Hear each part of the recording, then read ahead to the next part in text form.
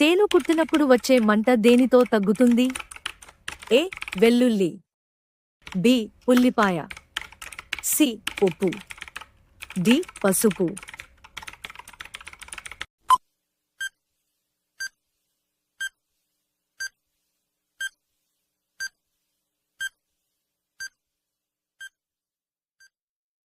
Answer ఉల్లిపాయ. తలనొప్పిని తగ్గించడంలో ఈ క్రింది వాటిలో ఏది ఎక్కువగా ఉపయోగపడుతుంది? ఏ. నిమ్మరసం, B. Tea, C. Coffee, D. తేనె.